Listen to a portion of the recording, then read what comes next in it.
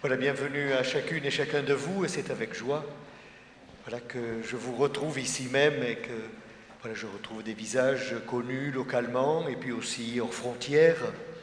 Voilà, c'est une joie de pouvoir partager, comme cela est indiqué dans l'invitation, nos expériences pastorales et nos visions aussi. Alors, j'ai lu le tract qui nous était donné, une église motivée par l'essentiel. Et l'essentiel, il y avait un grand E. Parce qu'après, il y a 5 essentiels avec des petits E. Donc, il y a des différences.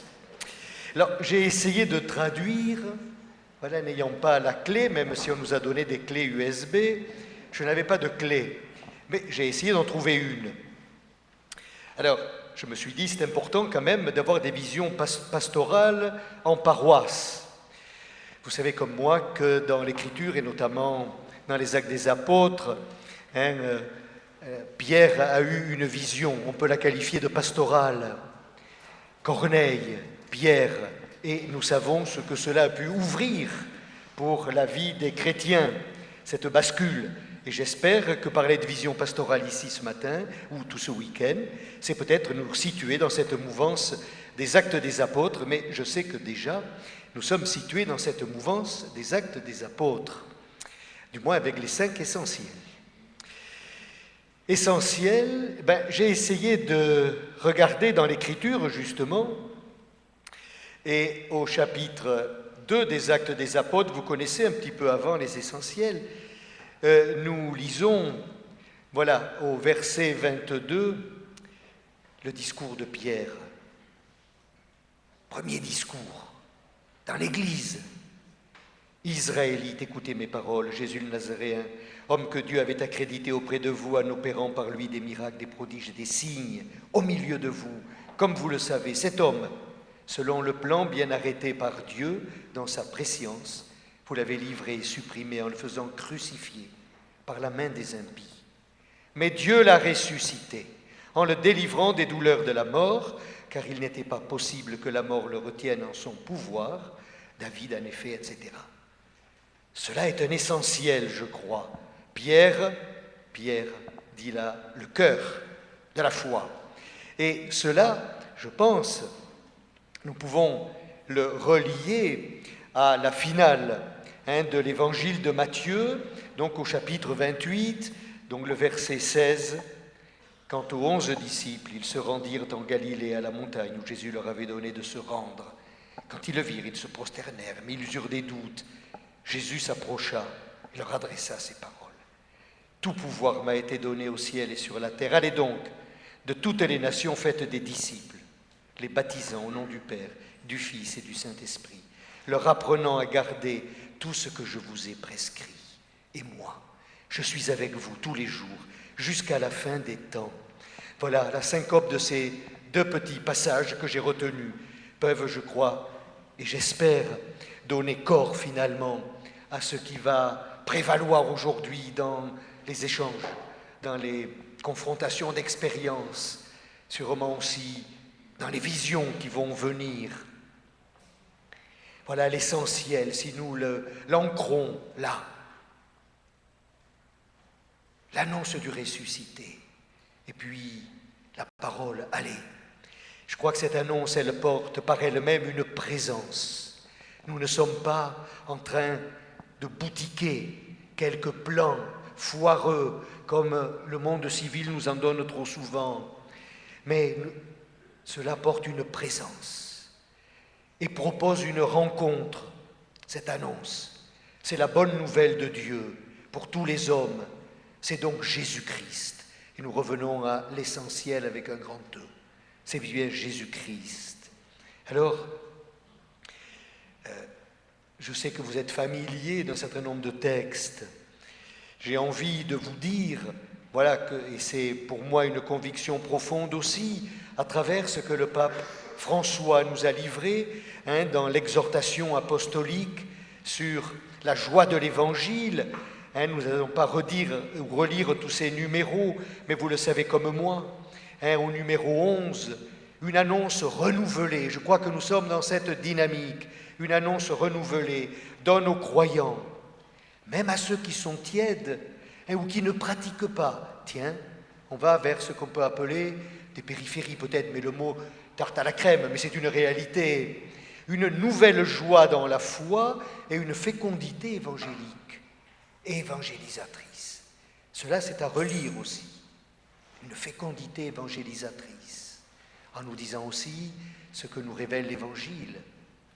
Oui, nous avons à travailler au champ, mais c'est un autre, je crois, qui sème. Peut-être pas pour rien qu'ici même, il y a la tente de l'adoration, là au fond, que peut-être il y a une présence qui est signifiante du travail qui va se faire. Donc, ce numéro 11, pour moi, il est important, et je crois qu'il est important de pouvoir le retravailler aussi comme une conviction. Si nous regardons au numéro 17, et je pense qu'à partir d'expériences que j'ai déjà entendues et connues, lorsque l'on parle d'une église en sortie, cela n'est pas qu'une vaine expression, ou une expression qui se veut un peu moderne, mais vous le savez ce que cela veut dire, nouvelle étape évangélisatrice, une église en sortie missionnaire. Et puis nous continuons, j'énumère simplement, moi je n'ai pas de clé à vous donner. Ensuite, une église en sortie, en partance, c'est un appel que lance le Saint-Père, c'est un appel, et j'espère que cet appel, pour que l'Évangile soit annoncé, soit reçu, soit accueilli, nous en serons des vecteurs, à travers aussi ce qui dans nos paroisses, dans nos communautés, peut être proposé à vivre. Et là même, il y a des paroles importantes que personnellement j'ai retenues. La paroisse, c'est au numéro 28, n'est pas une structure caduque, précisément, parce qu'elle a une grande plasticité. Et je pense que dans un cadre qui nous est donné, peut-être un peu moins, je ne sais pas, je parle surtout pour les communautés catholiques, je ne veux pas m'engager pour d'autres communautés chrétiennes, mais je pense que cela peut très bien trouver dans ce qu'est la structure des paroisses, sa pertinence. La paroisse n'est pas une structure caduque, précisément, parce qu'elle a une grande plasticité. Elle peut prendre des formes très diverses, qui demandent la docilité. La docilité à qui? Vous aurez sûrement la réponse. Et la créativité missionnaire du pasteur. Ouvrir sans cesse des chemins. Le pasteur qui est devant, qui est au milieu, qui est derrière. Le pasteur qui sent l'odeur des brebis. C'est cela. Et c'est à partir de cela. Et vous savez ce qu'on peut mettre sous cette expression, sentir l'odeur des brebis. Je ne vais pas l'expliquer. La créativité missionnaire du pasteur et de la communauté. Voilà. Alors, je pense que nous avons un certain nombre là, d'incitations qui peuvent ce matin être là en toile de fond.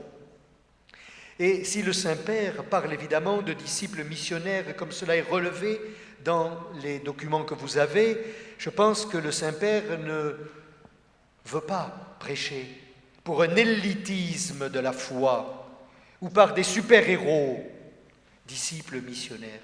C'est chacune et chacun qui est appelé, en marchant les uns avec les autres, les uns à la suite des autres, en se confrontant, c'est chacun qui est appelé à être celui qui suit le maître, le disciple, qui s'assoit à ses pieds, qui en est capable, C'est peut-être cela aussi qui pour nous est important, de susciter un étang déjà de cela. Et puis missionnaire, qui ne reste pas enclos et enfermé. Mais je sais ce que veut dire toutes portes ouvertes, même si bientôt on va nous expliquer que pour éviter un certain nombre de désagréments, je ne sais pas moi, de bombes qui peuvent exploser partout, même pendant les messes, il ne faudra plus qu'une porte ouverte et qu'il faudra bien contrôler les entrées et les sorties pour qu'il n'y ait pas de problème. J'espère que nous pourrons garder notre liberté tout de même. Alors les disciples missionnaires, ce n'est pas de l'élitisme, c'est le lot commun de celui qui a accueilli en son cœur, en sa vie, le Christ. Et c'est bien ce à quoi nous appelle aussi le pape François. C'est une attitude de conversion personnelle, mais de conversion communautaire. Conversion communautaire. Conversion communautaire, et nous savons combien le Saint-Père nous dit, ce n'est pas en refaisant ce qui s'est toujours fait que l'Évangile aura sa nouveauté, que le Christ sera toujours celui qui était hier, qui est aujourd'hui, qui sera demain, celui qui ouvre sans cesse des chemins nouveaux. Alors c'est vrai que le texte nous dit d'être attentif aux fruits missionnaires, aux fruits d'évangile qui sont portés. Et je crois que c'est important de pouvoir, simplement, ce n'est pas des fanfaronnades ou pour se glorifier, mais de relire. Quand on parle des fruits d'évangile, c'est pas nous, c'est l'œuvre de Dieu. Et donc il est important que nous puissions lire ensemble aujourd'hui, disciples du Maître, les fruits d'évangile, c'est-à-dire Dieu à l'œuvre à travers, oui, des initiatives, des chemins que nous pouvons ouvrir, à travers ce que nous pouvons, dans notre désir et dans notre réalité de conversion, proposer. Nous pouvons relire l'œuvre de Dieu. Et je pense que c'est ce qui nous est demandé aujourd'hui. Alors c'est vrai, c'est relire l'œuvre de cet Esprit de Dieu, envoyé au monde par le Christ. Et donc c'est nous-mêmes être en disposition de disponibilité, cœur et vie ouverte à l'œuvre de l'Esprit. Et donc c'est vrai que c'est être un esprit continuellement de conversion.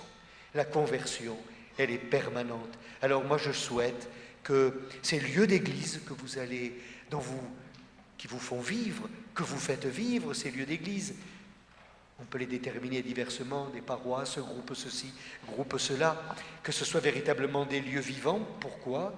Parce qu'ils portent une présence vivante, la présence du ressuscité. Là est l'essentiel.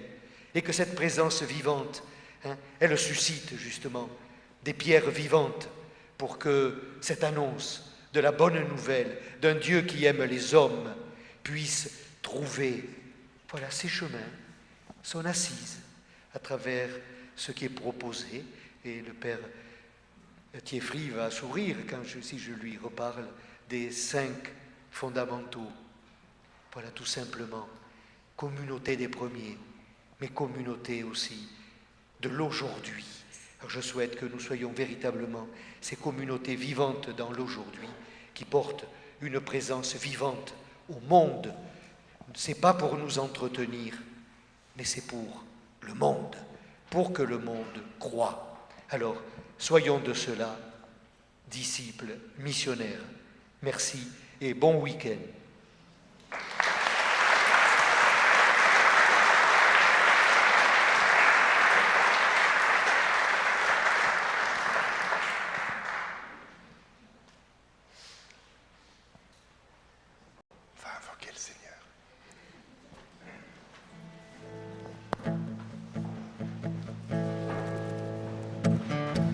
Béni soit ton nom, là où tu donnes l'abondance, où s'écoule ta provision. Béni soit ton nom. Béni soit ton nom, quand je suis dans le lieu désert, que je marche solitaire. Béni soit ton nom. Tous tes bienfaits envers moi, je te louerai. Et dans les temps difficiles, je redirai. Béni soit le nom du Seigneur, béni soit ton nom. Béni soit le nom du Seigneur,